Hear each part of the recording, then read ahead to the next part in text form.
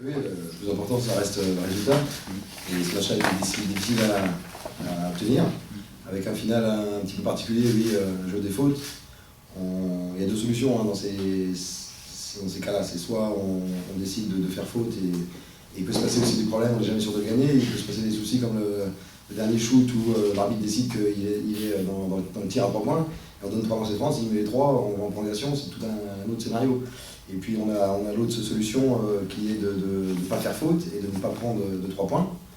Et là, c'est pareil, on s'expose à en prendre un et aller en prolongation, ou alors à ce que l'adversaire le rate et rebond et on peut gagner le match. Donc ça, il n'y a pas vraiment de recette, il faut décider de ce qu'on fait et puis croire jusqu'au bout.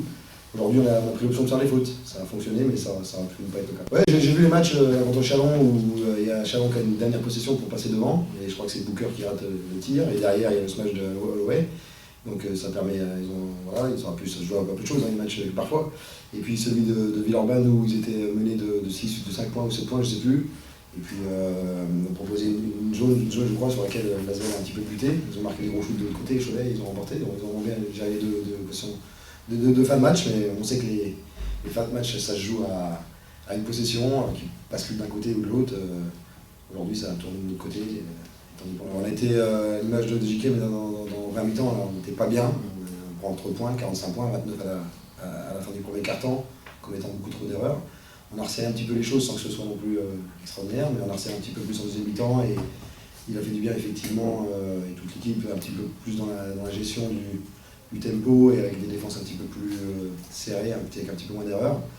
Et ça nous a permis de revenir, de rester au contact de tout match. Et ces matchs à répétition sur cette première semaine, je pense, ne reflètent pas le niveau des équipes.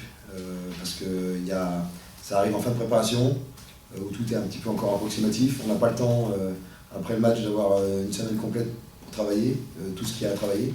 Et il faut enchaîner. Alors bon, c'est tout, c'est comme ça. Donc il faut arriver à... Mais je pense que les choses seront différentes dans un mois ou deux pour les équipes. Oui, bien sûr, on est satisfait d'avoir 2 victoires.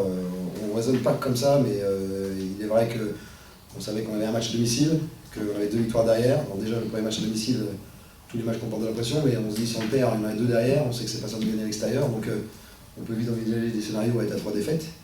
Et on s'était dit après la première victoire contre le CCRB, si on arrivait, encore une fois on ne raisonne pas comme ça, on raisonne sur le prochain match, mais si on arrivait à en prendre un des deux, avec un peu de recul, ça serait vraiment satisfaisant, c'est le cas aujourd'hui.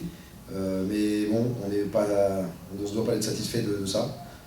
Et on doit uniquement se concentrer sur le prochain match et essayer de tout mettre en place pour gagner le prochain match.